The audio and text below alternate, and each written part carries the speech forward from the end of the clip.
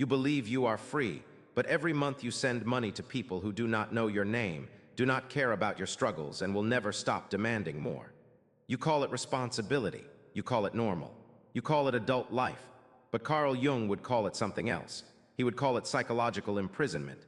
Debt is not just a financial burden. It is a chain around your unconscious mind, shaping your decisions, limiting your possibilities, and forcing you to betray who you could become for the sake of what you owe. And the worst part is this: you have accepted it. You have normalized it. You have built your entire identity around being someone who owes, someone who pays, someone whose labor belongs to institutions that profited from your desperation before you even signed the contract. Listen to me carefully. Debt is the modern prison, and you are living inside it right now. But unlike physical prisons, this one requires no guards because you police yourself. You wake up thinking about payments. You make career decisions based on minimums due. You stay in jobs that drain you because you cannot afford the risk of change. You sacrifice your time, your health, your relationships, your dreams, all to service obligations that were designed to keep you exactly where you are. Compliant, controllable, dependent. This is not freedom. This is survival. And Jung understood that when you live in survival mode, when your psyche is consumed by external demands, you cannot individuate. You cannot become who you actually are. You can only become what your circumstances allow. But here is the truth they do not want you to understand. Debt is a psychological trap before it is a financial one. It begins in your mind. It begins with the belief that you need things you cannot afford, that you deserve comfort before you earn stability, that borrowing from your future self is harmless as long as everyone else is doing it. These beliefs were planted in you. They were cultivated by a system that profits from your compliance. And until you uproot them, until you examine the unconscious assumptions driving your financial behavior, you will remain enslaved no matter how much you earn. Breaking free from financial chains requires more than budgeting. It requires shadow work. It requires you to face the parts of yourself that use spending to fill emotional voids, that use debt to maintain an image that does not match your reality, that use credit to avoid the discomfort of delayed gratification. Jung taught that the shadow contains everything you refuse to acknowledge about yourself. And your relationship with money reveals your shadow more clearly than almost anything else. If you are in debt, it is because somewhere in your unconscious, you have been lying to yourself. You have been avoiding responsibility. You have been choosing comfort over freedom without admitting the cost. So let me give you the path forward, not theory, not philosophy, but the actual steps you must take if you want to break free. This will not be easy. This will not be comfortable, but it will work if you have the courage to follow through. First, you must stop all new debt immediately. No exceptions, no justifications, no emergencies that require you to borrow one more time. I do not care what you think you need. I do not care what opportunity you think you are missing. If you cannot pay cash, you cannot afford it. Period. This is non-negotiable. Every time you add new debt, you extend your sentence. Every time you justify one more purchase, one more loan, one more payment plan, you choose prison over freedom. And you cannot break free while you are still walking deeper into the cell. This will force you to confront your shadow. You will feel deprived. You will feel like you are missing out. You will watch others spending freely while you say no to everything. Good. That discomfort is your unconscious speaking. It is showing you how much of your identity has been built on consumption, on image, on the need to appear successful before you actually are. Sit with that discomfort. Do not run from it. Do not medicate it with small purchases that seem harmless. Feel it fully, because on the other side of that feeling is clarity. On the other side is the realization that you do not need most of what you thought you needed, that your worth is not determined by what you own, that freedom matters more than comfort. Second, you must face your debt with complete honesty. Write down every single thing you owe, every credit card, every loan, every payment plan, every borrowed dollar. Do not estimate, do not round. Get the exact numbers, then calculate the total. Look at it. Let yourself feel the weight of it. Most people avoid this step because it is terrifying. Because seeing the full scope of what you owe forces you to admit how far you have strayed from financial sanity. But you cannot fix what you refuse to see. You cannot fight an enemy you will not name. Jung called this bringing the unconscious into consciousness. And it is the only way transformation begins. Once you have the total, organize your debts from smallest to largest. Ignore the interest rates for now. This is psychological warfare, not just mathematics. You need wins. You need momentum. You need to prove to yourself that you are capable of eliminating debt, not just managing it. So you will attack the smallest debt first with every extra dollar you can find while paying minimums on everything else. And when that first debt is gone, when you make that final payment and close that account, you will feel something shift inside you. You will feel power returning. You will remember what it feels like to finish something, to conquer something, to take ground back from the system that has been taking from you. Then you take that payment you were making on the first debt and roll it into the second debt. Now you are paying more than the minimum. Now you are accelerating. And when the second debt falls, you roll those payments into the third. This is called the debt snowball, and it works not because of math, but because of psychology. Because you are not just paying off debt. You are integrating your shadow.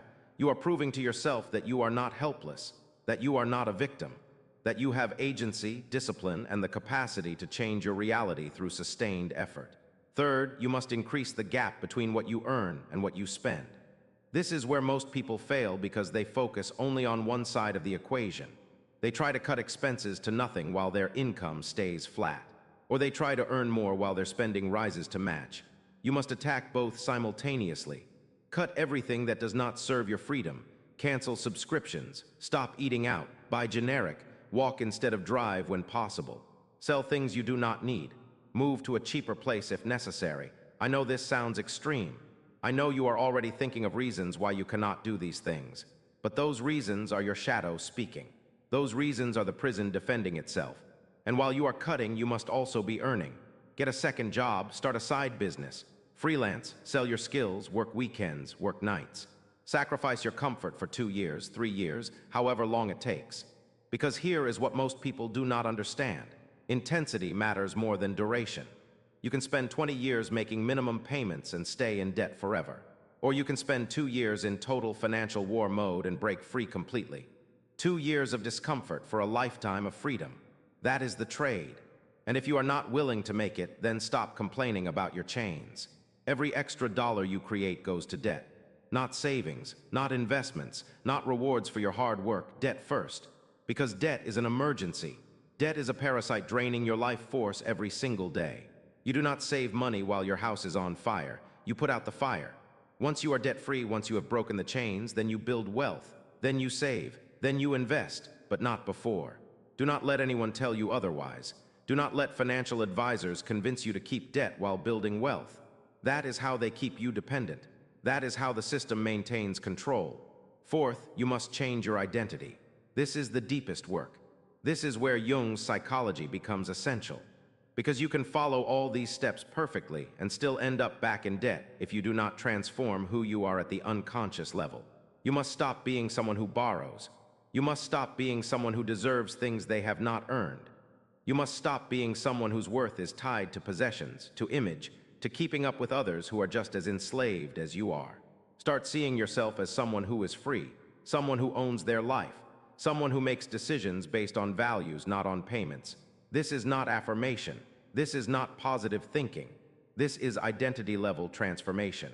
You are integrating the shadow of financial irresponsibility and stepping into the archetype of the sovereign individual. The person who cannot be controlled because they owe nothing. The person who cannot be threatened because they have margin. The person who can take risks, make bold moves, walk away from toxicity because their financial foundation is solid. Fifth, you must build a wall between you and future debt. Once you are free, once you have paid everything off, you will be tempted. Credit card companies will send you offers. Car dealerships will promise low payments. Friends will tell you that a little debt is fine, that everyone has a mortgage, that you are being extreme. Do not listen. Protect your freedom like your life depends on it, because it does. Never borrow money for anything that depreciates. Never finance comfort. Never use credit to maintain an image. If you want something, save for it, wait for it, earn it. This is how you stay free.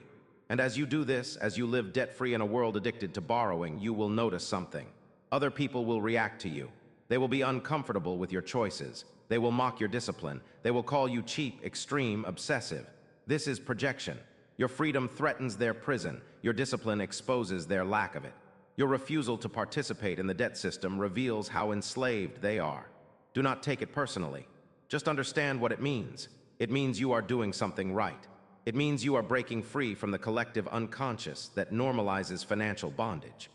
Jung believed that individuation requires you to separate from the collective, to stop living according to other people's values and start living according to your own inner truth. And nothing separates you from the collective faster than refusing to participate in debt culture. You become an outsider. You become someone who cannot be categorized, controlled, or predicted. And that is exactly what you want. Because the collective is not free. The collective is drowning, and you cannot save them by drowning with them. Let me tell you what happens when you break free from financial chains. You sleep better, you breathe easier. You make decisions from a place of clarity instead of desperation. You can afford to be honest because you do not need anyone's approval to survive. You can pursue work that matters instead of work that pays. You can invest in relationships instead of managing debts. You can take risks that lead to growth instead of playing it safe to protect your payments. You become dangerous to the system because you cannot be bought, threatened, or manipulated through financial pressure. This is not about money. This is about power. This is about reclaiming your psychological sovereignty from institutions that profit from your dependence. This is about refusing to trade your one precious life for the privilege of servicing obligations you never should have accepted. Debt is the modern prison, but the door is unlocked. You just have to be willing to walk through it. You just have to be willing to face your shadow, accept responsibility, and do whatever it takes to break free. The world will not support you in this. The world needs you in debt. The world needs you spending, borrowing, consuming, staying desperate enough to keep working, keep paying, keep participating in a system designed to extract from you until you have nothing left to give. But you are not the world.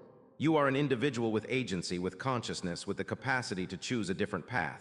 And that choice begins today, not tomorrow, not when conditions are better. Today, stop all new debt. Face what you owe, attack it with intensity. Increase your income, decrease your spending. Change your identity, protect your freedom. This is the path. This is how you break free from financial chains. Now the only question is whether you have the courage to walk it.